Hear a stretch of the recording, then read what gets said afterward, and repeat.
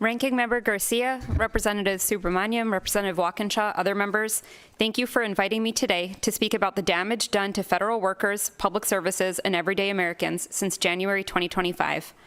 My name is Faith Williams, and I'm the Director of the Effective and Accountable Government Program at the Project on Government Oversight, a nonpartisan independent watchdog that investigates, exposes, and champions reforms on systemic corruption, abuse of power, and waste.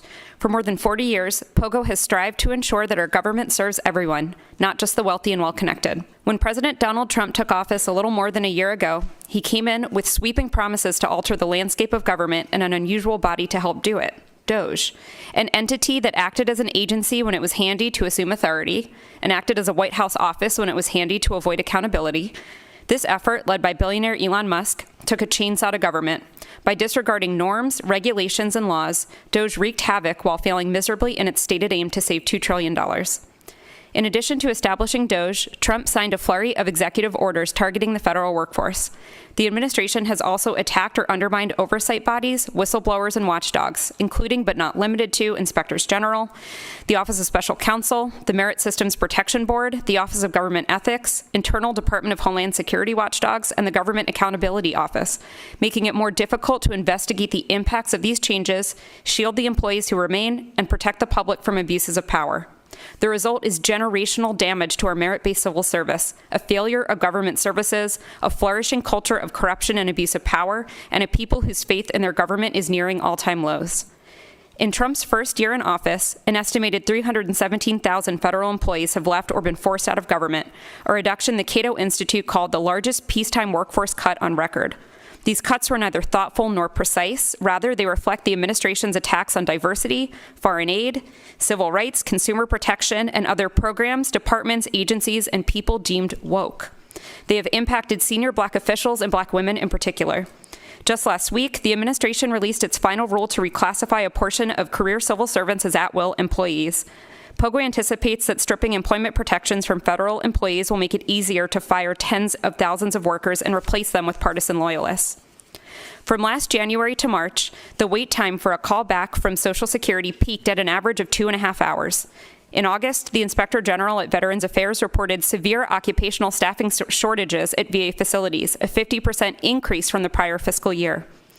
Staffing cuts at the IRS prompted 2 tax watchdogs to warn the agency may struggle to maintain service levels this tax season. Many stories of impact are anecdotal for now. It will take years for a full accounting of the effect of this past year's cuts. The administration's blitz on oversight bodies and whistleblowers has been accompanied by a pattern of corruption.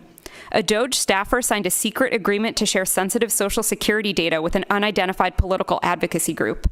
An official from the Executive Office of the President oversees ethics at the White House. The border czar was allegedly recorded accepting $50,000 from FBI agents, posing as business executives seeking government contracts, which he denies, while the Department of Justice division devoted to combating public corruption has been gutted. Contracts are awarded to the president's supporters. The revolving door is spinning at full speed. The president and his family have grown immeasurably richer over the last year, announcing new business ventures around the world and jumping into the crypto market while the president is promoting its use and deregulation. According to the Pew Research Center, in December, just 17% of Americans said they trust the government to do what is right just about always or most of the time, one of the lowest levels in nearly 70 years. Distrust is sadly not a new phenomenon, but this administration's efforts to remodel the federal government have directly impacted people across the country and around the world. Immigrants, communities of color, women, LGBTQ people, and those relying on the social safety net have been especially harmed. Though there is an incredible amount of work to be done, much of this damage can be repaired. POGO has several solutions Congress can implement to restore the merit-based civil service, strengthen whistleblower protections, protect inspectors general and other watchdogs, combat corruption and abuse of power, and strengthen congressional oversight. I'm happy to share more detailed proposals to address each of these solutions with you during and after this hearing. There is an arrogance and a brutality in this administration's approach toward our government and the people it serves. And there is a certain sly grin and winking nod that seems to imply that while many are losing out, a select few are more powerful and profitable than ever. This harms all of us. Meaningful change will require Congress to be a powerful, engaged, representative body committed to rigorous oversight and ethical governance. POGO is ready to work with each of you, with any member of Congress regardless of party, to repair what we can and create what we need to build a government that we the people deserve.